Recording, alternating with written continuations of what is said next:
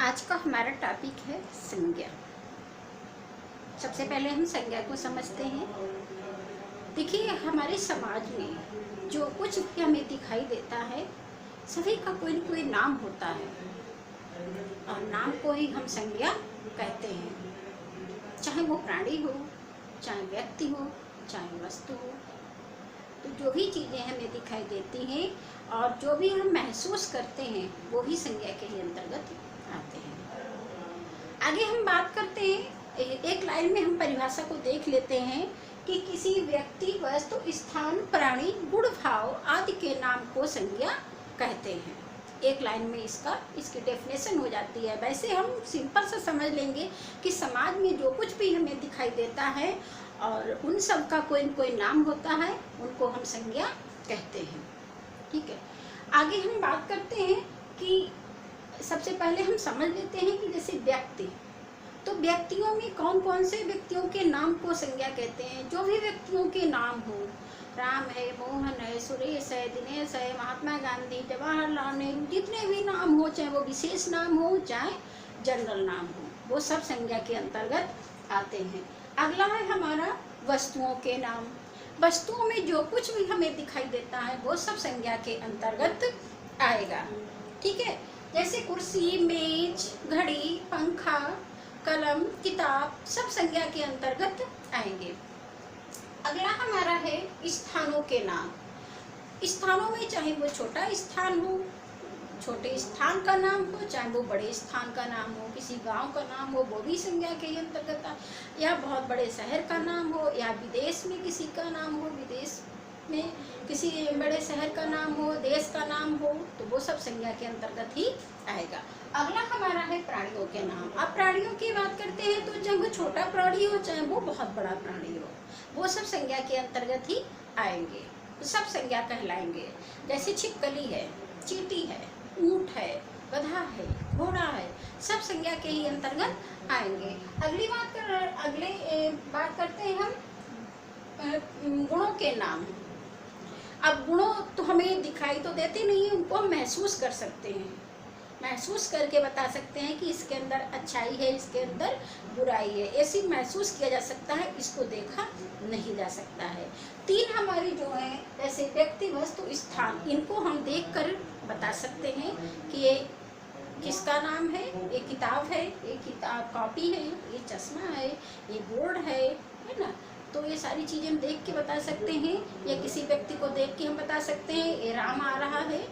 और लेकिन हमें दो चीज़ों को, गुणों के नाम और भाव को, गुण और भाव को हम देख करके नहीं बता सकते, इनको महसूस करके हम बता सकते हैं कि इस व्यक्ति के अंदर एक होशियारी है, या चतुराई है, या अच्छाई है, या इसके अंदर करुणा की भावना है, दया की भावना है, ये क्रोधी स्वभाव का है।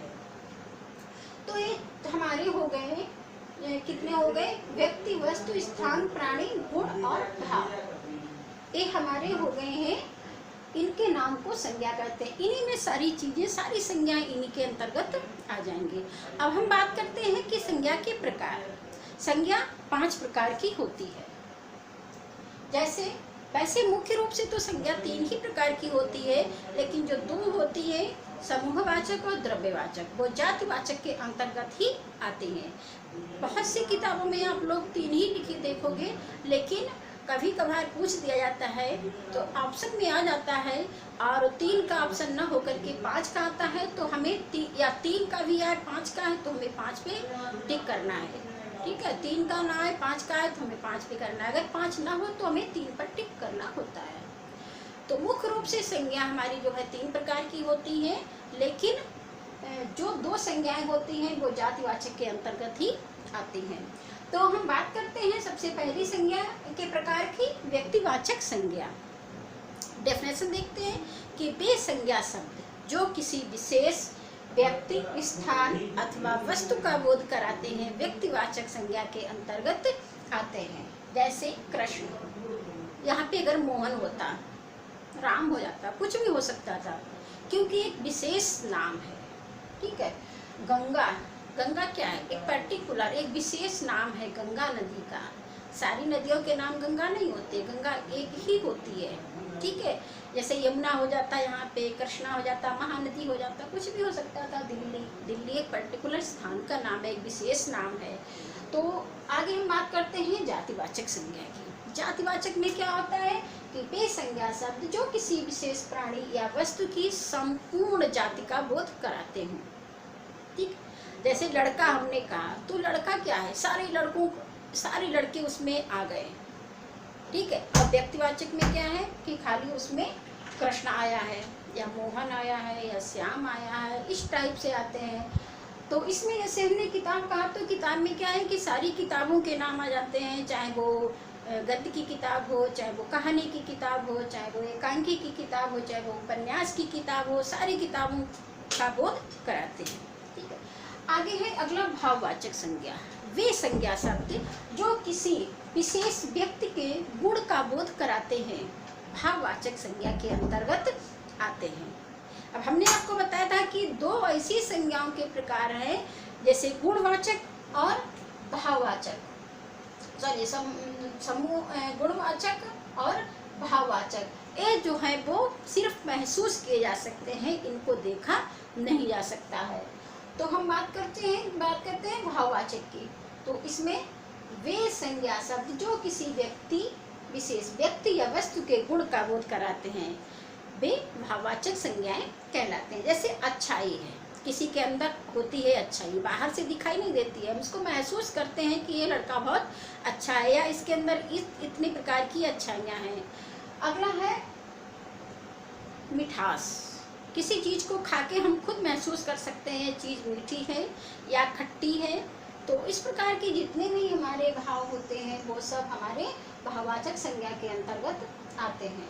अगला है समूहवाचक संज्ञा। समूहवाचक संज्ञा में क्या है, वे संज्ञा शब्द जो किसी समूह का बोध कराते हैं, समूहवाचक संज्ञा के अंतर्गत आते हैं। जैसे कक्षा है, कक्षा क्या है, एक समूह है, सेना है, एक सेना पूरा समूह होता है।